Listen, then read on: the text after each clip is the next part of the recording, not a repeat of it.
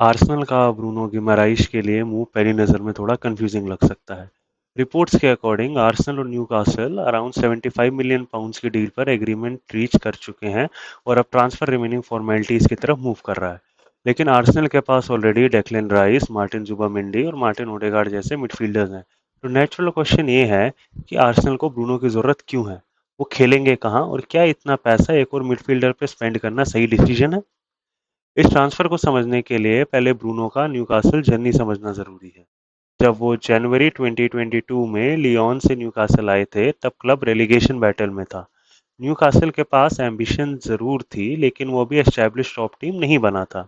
Bruno उस project में आए, प्रीमियर लीग की फिजिकलिटी को अडेप्ट किया और धीरे धीरे टीम के मोस्ट इंपॉर्टेंट प्लेयर में से एक बन गए।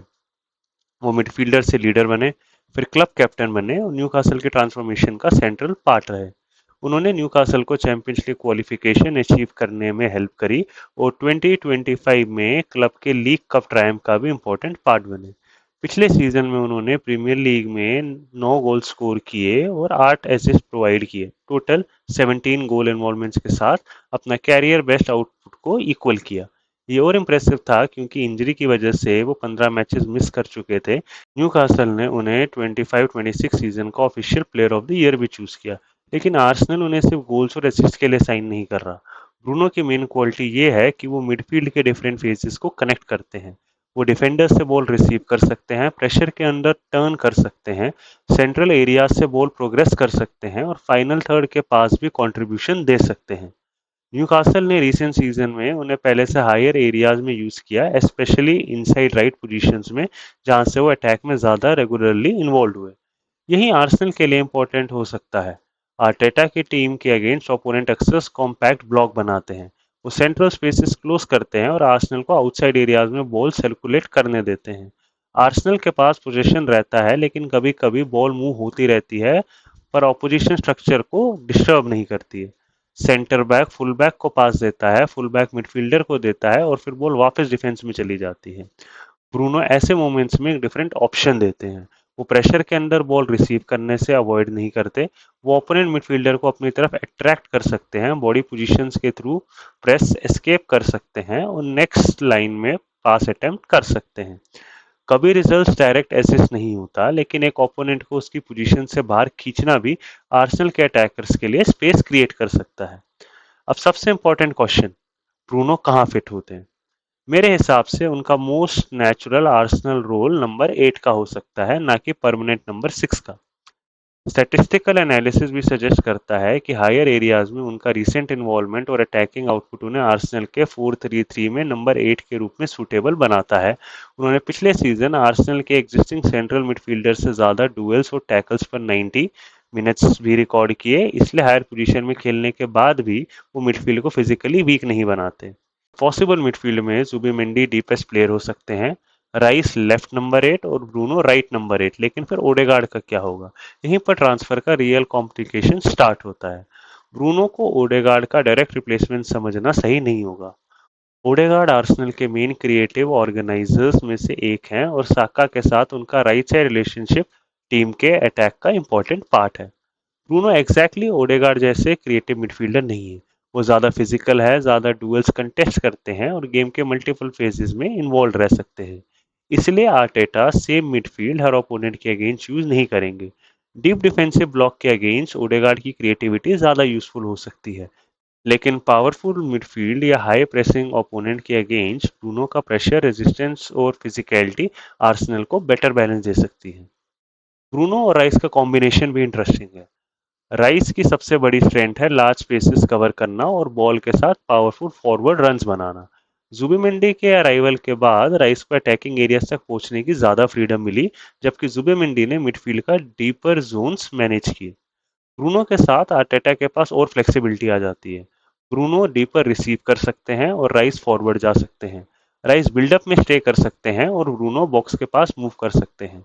दोनों हाई प्रेसिंग ओपोनेंट्स के अगेंस्ट डबल पिवट बना सकते हैं।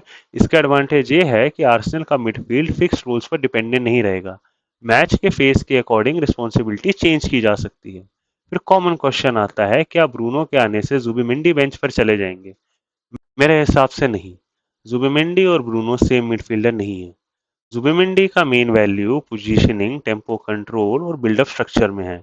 ब्रूनो ज़्यादा डायरेक्ट प्रोग्रेशन, फिजिकल प्रेजेंस और फाइनल थर्ड इन्वॉल्वमेंट ऑफर करते हैं। कुछ मैचेस में आर्सेनल को जुबिमेंडी का कंट्रोल चाहिए होगा, कुछ मैचेस में ब्रूनो का एग्रेशन और forward intent. Difficult away matches में राइस, जुबिमेंडी और ब्रूनो तीनों एक साथ भी खेल सकते हैं, ऑल्दो उस स्ट्रक्चर में आर्सेनल को इनफ क्रिएटिविटी मेंटेन करनी होगी। स्क्वाड डेप्थ भी इम्पोर्टेंट है, लेकिन ब्रूनो को सिर्फ रोटेशन साइनिंग कहना उनकी क्वालिटी को अंडर एस्टिमेट करेगा। आर्सेनल लीग डिफेंड करना चाहते हैं और यूरोप में कम्पीट भी करना चाहते हैं। राइस और जुबेमेंडी ने पिछले सीजन सिग्निफिकेंट वर्कलोड्स हैंडल किए। एनालिसिस के अकॉर्डिंग दोनों को डिफरेंट स्टेजेस पर फटीग या फिजिकल इशू मैनेज करने पड़े। ब्रूनो आर्टेटा को क्वालिटी लूज किए बिना मिडफील्ड रोटेट करने का ऑप्शन देते हैं। लेकिन क्या 75 मिलियन पाउंड फेयर फी है? फुटबॉल क्वालिटी के बेसिस पर ब्रूनो आर्सेनल को इमीडिएटली इंप्रूव कर सकते हैं। वो प्रीमियर लीग प्रूवन है, न्यूकासल के कैप्टन रहे हैं। एडेप्टेशन का रिस्क रिलेटिवली लो है, लेकिन वो नवंबर में 29 ईयर्स के हो जाएंगे। आर्सेनल फ्यूचर रीसेल वैल्यू के लिए इन्वेस्ट नहीं कर रहा, ये क्लियर विन नाउ ट्रांसफर है। इस फी को तब सक्सेसफुल माना जाएगा जब ब्रूनो आर्सेनल को नेक्स्ट 2 या 3 सीजन्स में मेजर ट्रॉफी जीतने में हेल्प करते हैं। अगर आर्सेनल प्रीमियर लीग रिटेन करता है या चैंपियंस लीग जीतता है, तो एज और रीसेल वैल्यू सेकेंडरी हो जाएगी। लेकिन अगर क्लब मेजर ट्रॉफी कन्वर्ट नहीं करता, तो 75 मिलियन पाउंड से एक ऑलरेडी स्ट्रॉन्ग मिडफील्ड पोजीशन पर स्पेंड करने का डिसीजन क्वेश्चन किया जाएगा। और यहाँ एक और कॉमन क्वेश्चन रिलेवेंट होता है कि आर्सेनल को मिडफील्डर के बदले अटैकर साइन नहीं करना चाहिए था। इसका आंसर आर्सेनल के कंप्लीट ट्रांसफर विंडो पर डिपेंड करता है। ब्रूनो एक स्ट्राइकर या एक विंगर की नीड सॉल्व नहीं करते। अगर क्लब अटैक में रिक्वायर्ड रीइंफोर्समेंट नहीं करता और मेजॉरिटी बजट मिडफील्ड पर स्पेंड करता है, तो क्रिटिसिज्म फेयर होगा। लेकिन अगर आर्सेनल अटैक को सेपरेटली इंप्रूव करता है, तो ब्रूनो साइनिंग स्क्वाड को अननेसेसरी ओवरलोड नहीं, बल्कि एलीट डेप्थ और टैक्टिकल वैरायटी देती है। मेरी ओपिनियन में ब्रूनो लग्जरी साइनिंग नहीं है, लेकिन वो ट्रेडिशनल नेसेसिटी भी नहीं है। आर्सेनल के मिडफील्ड उनके बिना वीक नहीं था, इसलिए ये वीकनेस फिक्सिंग ट्रांसफर नहीं है, ये सीलिंग रेजिंग ट्रांसफर है। ब्रूनो आर्सेनल को एक और वे ऑफ प्लेइंग देते हैं। हाई प्रेस के अगेंस्ट वो राइस के साथ सिक्योर मिडफील्ड बना सकते हैं। फिजिकल मैचेस में आर्सेनल को डुअल्स और सेकेंडरी बॉल्स कंट्रोल करने में हेल्प कर सकते हैं। डीप ब्लॉक के अगेंस्ट वो सेंट्रल प्रोग्रेशन और लेट अटैकिंग इन्वॉल्वमेंट ऐड कर सकते हैं, और सीजन्स के बिजीएस्ट पीरियड में वो आर्टेटा को इंपॉर्टेंट मिडफील्ड को रेस्ट देने का ऑप्शन देते हैं, बगैर क्वालिटी में मेजर ड्रॉप किए। न्यूकासल के लिए उनका डिपार्चर स्पेशली पेनफुल होगा, क्योंकि वो सिर्फ मिडफील्डर नहीं थे, वो क्लब कैप्टन और रीसेंट ट्रांसफॉर्मेशन के सिंबल थे। आर्सेनल के लिए ये ट्रांसफर एक क्लियर स्टेटमेंट है। क्लब फ्यूचर पोटेंशियल के लिए वेट नहीं करना चाहता। आर्सेनल को लगता है कि उसकी विनिंग विंडो अभी ओपन है और वो उस विंडो का मैक्सिमम बेनिफिट लेना चाहते हैं। ब्रूनो गिमाराइश आर्सेनल के मिडफील्ड में ऑटोमेटिकली फिट होंगे या आर्टेटा को बैलेंस फाइंड करने में टाइम लगेगा? ये क्वेश्चन अभी ओपन है। लेकिन एक बात क्लियर है, आर्सेनल उन्हें इसलिए साइन नहीं कर रहा क्योंकि मिडफील्ड में प्लेयर्स कम है।